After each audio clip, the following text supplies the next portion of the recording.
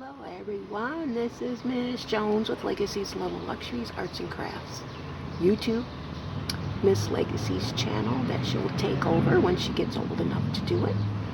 This is July 6th, Saturday. Here we are out on this beautiful morning in Michigan. It's already in the 80s. And I want to decorate this bird cage. It's been empty all summer, just hanging on my shepherd's hook, and I want to add flowers to it. Now, I didn't want to do it until I went shopping today at Walmart and came across this spectacular clearanced pot filled with hens and chicks and other perennials. Look at this, for $2.25. It says save $6.75. Now they had these also in another area for $6.75, but they're regularly $14.99. And why do I think that this is a good deal? Well, I could actually just place that in the birdcage as it is. But no, when I seen this, I thought, look at this. I can pull out these plants and use the container as a fairy house. Upside down. It's plastic, it'll last. Isn't that cool? I can tip that upside down once I decorate this bird cage or whatever I have left. And these can act as windows. This is why I grabbed it for $2.25 and decided to make this video and upcycle my bird cage. And then I did pick up some hanging plants. I want something that will hang out of this and grow downward. And then I want a couple hens and chicks in there. So what I'll do is we'll continue with a slideshow and I'll show you step by step. If you watch my previous videos, you'll understand that I always add gravel to my potted plants, and I will be adding some gravel. And we'll see how it goes. But man, look at that. $2.25 and a fairy house when it's done. Yet I can even paint the fairy house. Oh boy, you might see it in the future. Hee hee hee. Alright, let's get to this beautiful DIY.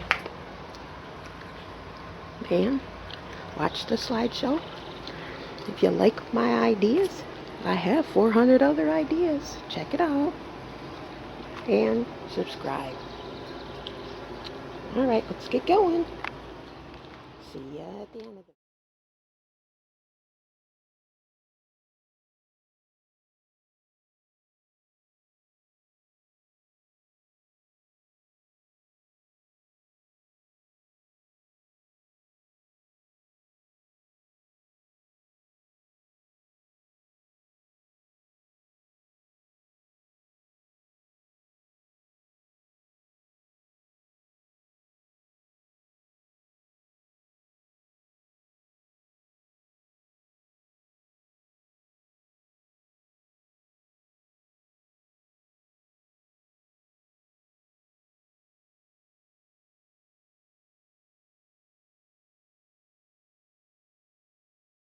And here we go.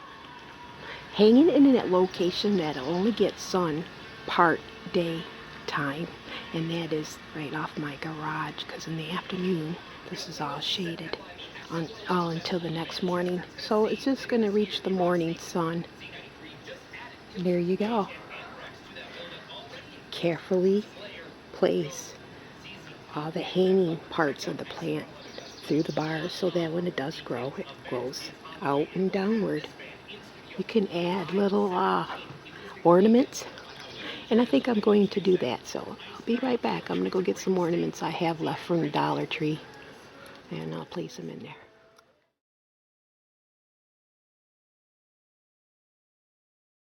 Now I also picked up this cute $1 butterfly from Walmart this morning. Another good deal. I think I will try to place it in my bird cage.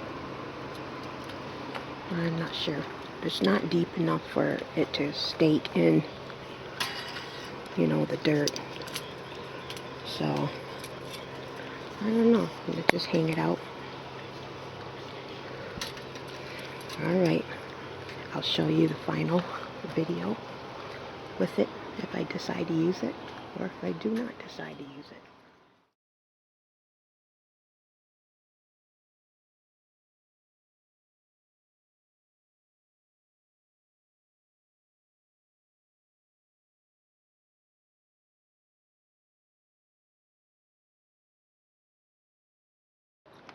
Well, here we are. I bent the wire on the butterfly and slid it under the dirt to shorten it in the inside, so we have a giant butterfly flying overhead. Isn't that cute? That adds the whimsical touch to it, because you know, butterflies are tiny, so you kind of reverse it. The butterfly is the largest piece in here. The outhouse, the welcome sign, and the bunny are all about standard size for a fairy garden, but we have this huge butterfly, and it picks up the sun's light and it has glitter on it. So for $1, I think that would be a good idea to add this to the birdcage. Now, Walmart's does sell the hummingbird ones too, so if you wanted to put a hummingbird in here, wouldn't that be idealistic, because this is a birdcage? You can add one of those hummingbirds and buy it at Walmart's while everything's on clearance right now for the summer. Well, thanks for stopping by. I have a lot of hens and chicks plants left over, and like I said, I'm going to upcycle the vase it came in into a fairy house. But here's your idea for a birdcage. Michigan only allows us to have a couple months of outdoor whimsical things until cold weather and the snow sets in. I have it right here, and I'm not going to keep it here on the shepherd's hook, because this is full sun, and hens and chicks, I'm going to put them over where it's half shade and half sun. Okay, ivy would do good as long as you keep it hydrated, but if I forget a day or so, those poor hens and chicks, their roots are more at the surface, so you have to water them frequently.